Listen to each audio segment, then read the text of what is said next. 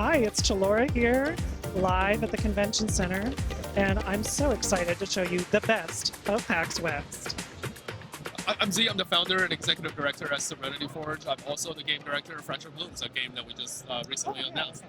Can you tell us more about Fractured Bloom and what the game is? Yeah, so it's on the surface it's kind of like this life sim, farming sim, cooking sim, cleaning sim, but then obviously there's also a kind of psychological horror layer to it. But then the truth is that there's even deeper layers beyond that. So really excited to kind of show more as we go. Yeah, well, a little bit of the darkness of day-to-day life, yeah, repetitive tasks and things like that. Yeah. What can you tell us about the origins of the true story aspect of the game? So the thing about Fractured Blooms is that it's a game that has a lot of layers. Again, like I said, it kind of in the beginning it kind of feels almost like a cozy game, right? Yeah. But then as you keep on going, it becomes a little less cozy. But then as you keep on going, maybe it even becomes different than what you would expect there. The game is very much inspired by a true story. It's a game based on stories from my own family. And also on top of that, inspired by just everyday life, America, and kind of what a normal human or a normal family goes through in today's age. So it's a lot of different forms of explorations here. Does the looping, because it's like a loop game, right? Yeah. Does that aspect make it replayable in any way? That you get different outcomes? Or? Yeah, absolutely. So the game is very replayable. There's multiple different endings based on how you engage with it. The game is also, it is literally a farming sim too, because for the demo, we kind of stripped out all the farming and cooking stuff to kind of keep it a little easier to kind of get into the story. But the full game, has a lot of farming elements. You kind of make a lot of different choices. You upgrade your tools, unlock new things, open new doors in the house, or whatever it may be. So there's a lot of different types of player choice in the game. And then based on those choices, it also kind of cascades into totally different shapes of what this world is, of who you really are. Yeah, and there's a stamina system that sort of deters you from doing too much, or there's a reward system in that way too. You might have a day with less stamina. Yeah, exactly. I mean, HP bar is not the only stat, I guess, that you manage, right? There could be a lot of different stats and systems and mechanics that kind of lean into horror that people aren't really exploring nearly as much. A major part of the game's inspiration is actually Resident Evil, where if you think about the early days of Resident Evil, a lot of those games really are just resource management games. You're managing your bullets, your herbs, or whatever, right? Your inventory, that slots. So I thought about how, well, that could turn into something a little bit more systematic, more like a Stardew Valley or My Time at Portia, and kind of see how we can go from there. Right. I think half that game I spent in the inventory. So right, exactly. Yeah, you're just opening your menu Tetris all the time. Yeah, totally. What kind of, for people who didn't just play the demo, what kind of themes should they expect? Yeah, I mean, Fractured Blooms is a game that is very real. It's very raw. But it's also very abstract and surreal based on how you engage with it. This game comes from a very deep emotions and histories that not only we felt in our family, but also other people's feel. It is a game that's very welcoming in certain ways. It's a game that has a very low barrier of entry in a lot of ways.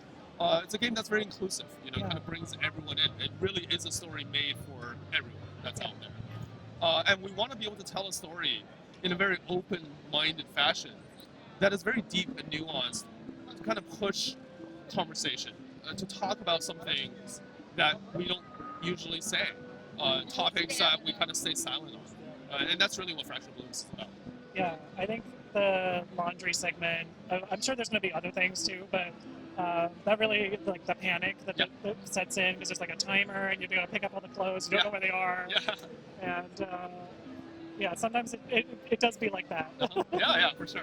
I had some questions for you as well. Okay, and for the studio.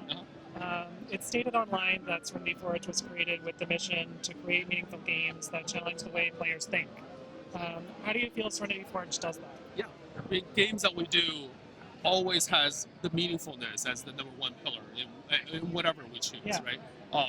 Games like Doki Doki Literature Club, it's entirely based on this idea of commenting and talking about the invisibility of mental health. Games like Slay the Princess is focused on the dualities of romance and horror. and how that could be very nuanced in a lot of relationships. I mean, any game that we focus on, any game that we touch, always has to have the meaningfulness as the number one goal. Right. You know, a question that we commonly ask ourselves is, if we're working on a game, and this game suddenly becomes the most popular game overnight, everyone in the world is playing it, what kind of an effect did that game have on society? Is that something that is positive and good for the world? Is that Right. something we're proud of? Yeah. And if the answer is no to any of those, then no matter how much money is involved, or no matter how much success or whatever, we would be rejecting, working on a game like Yeah. that. It's just not really what we do. We really focus on pushing the world just forward just a little bit. Yeah. Okay. Leave it better than we left it. Exactly. Yeah.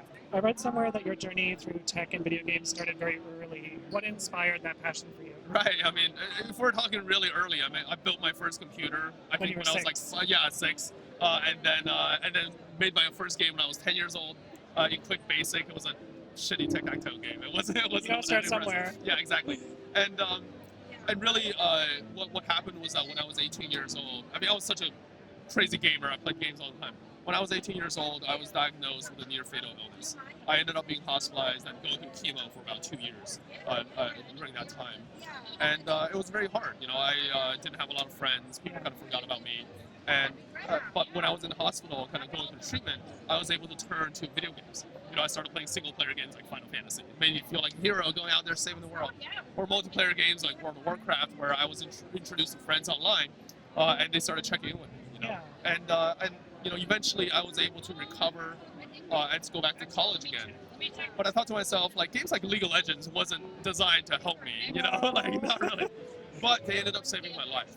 What if I create games with intention to help other people? What kind of power can that unlock? And that's really kind of the whole point of Serenity Forge. The first ever game that I made, officially released under the Serenity Forge label, is a visual novel called Loving Life. And that was literally me, like, sitting in the back of C++ classes to try to, like, learn how to program my own games. And I made it during the summer. And it was just a non-fictional visual novel based on my illness and kind of how I got through it. About a month after I launched the game for free online on, like, Itch and GameJolt, there was a kid from Spain that emailed me. Yeah. And he was thanking me in his email. Apparently, he has been struggling with depression all his life, and he has been actually planning to take his own life. And while he was doing research, he came across the game, he played it, and it inspired him so much that he decided to put a stop to his plans and enroll into a game design school so that he can start making games to share his own story. Perpetuating that cycle. And it's one of those things, you're in college, like I didn't make $1 million overnight or anything, but I might have saved someone's life by making a game. Yeah. I was like, okay, maybe I'm onto something. Maybe I Worth should more keep than $1 million. Yeah, exactly. That's kind of high level. Yeah. I appreciate that a lot because I think that, like, sometimes video games can, like, push us in a different direction and really make us think differently about the world or certain other issues. Absolutely. Yeah. I don't know what to say now. But is there anything else that you'd like to share with everybody on my channel? Yeah, I mean, I think really from a consumer perspective, I mean, a lot of us, like, we make games, and then, content creators, you create content, kind of share that information with others. But really, the world is dictated by the choices of what you vote with your dollars, right? Like our company mission, it's really that we want to be able to kind of push the world forward through video games, because kids are way more likely to pick up a game or watch Markiplier play a game or something like that, as opposed to, reading a textbook, right? So to us, it's like, if we as gamers are able to start, finding the values in the games and trying to pick the things that really make your life a better place, right? Like, make yourself a stronger person, expand your own horizons. If we're able to do that collectively, that's how we can start moving the industry forward. That's how we're able to start generating that good content. So it's not just slop after slop, right? It's a little bit more focused on, meaningful taste and kind of building that more sustainable creation of new games that are coming out every year. So I think I hear a lot of people talking about, like, it's the same thing over and over again. Well, maybe look out for something different. Look for something different. Yeah. You're just looking in the wrong place. Yeah, and folks like you, I mean, that's what's really helping people like us, discover more niche games, stuff like Doki Doki Literature Clubs, like, unless if people are talking about it, how could anyone ever pick up a game like that and actually try it? It's really just all about that. Yeah. Also, just from what you had said earlier, I think it's really important to say the thing. Do you know what I'm talking about? Yeah. Like, if something influences you or inspires you or whatever, like, let the person know. Yeah. Because, it might be both ways where, like, a person needed inspiration, got it from maybe you or the studio or the game or whatever it is. Absolutely. And maybe you need inspiration back. Yeah.